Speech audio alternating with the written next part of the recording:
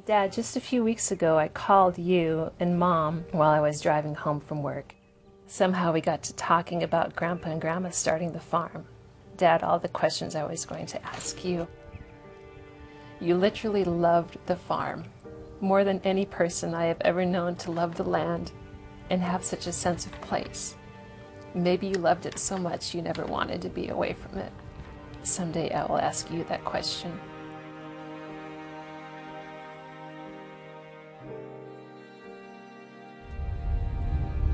I love Montana.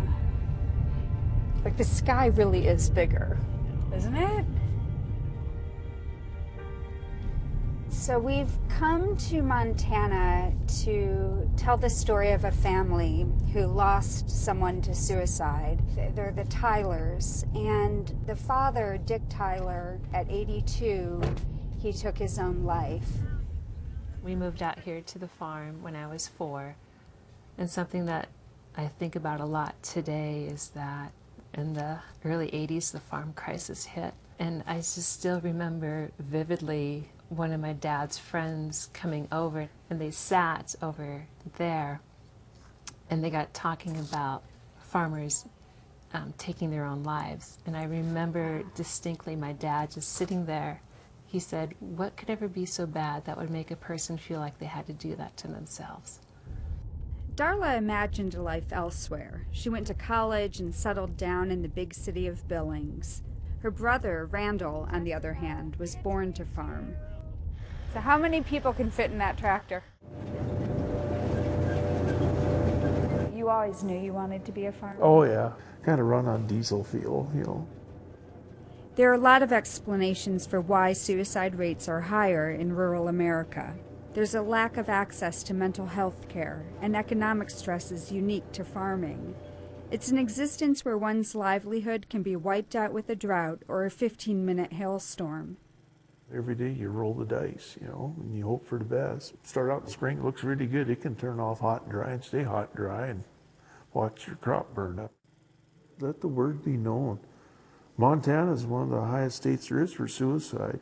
It's a big, scary subject, you know. I says, us farmers, we need help, you know. We really do. And then there's the isolation. It takes a certain kind of temperament to do the work Randall does. Most of his days are spent alone, often behind the wheel of a tractor or truck. To pass the time, he listens to the radio and daydreams. What kind of music do you like to listen to? Country rock. Then they give the cattle report. You have some funeral announcements.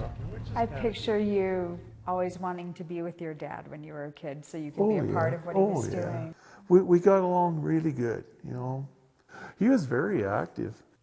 And was he always like tinkering and building? And Absolutely. He wasn't one to sit still. So he always had plans. And I think that's what's so hard to reconcile or understand, because he was always forward thinking.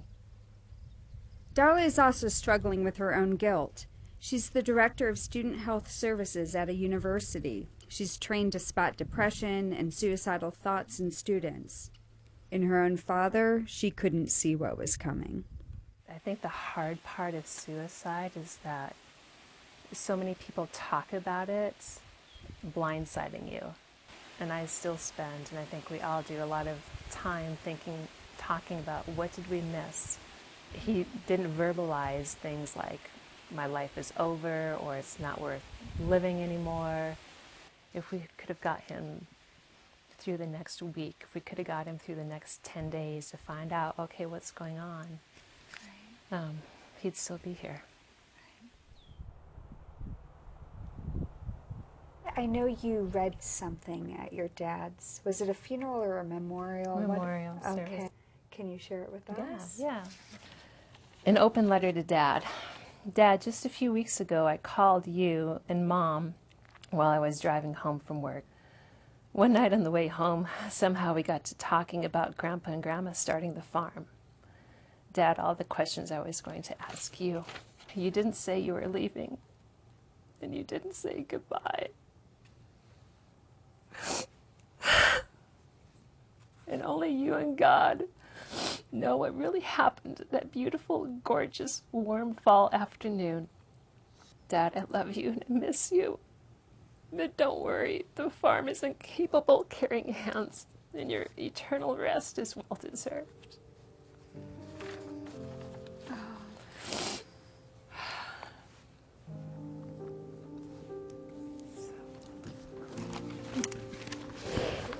Thank you.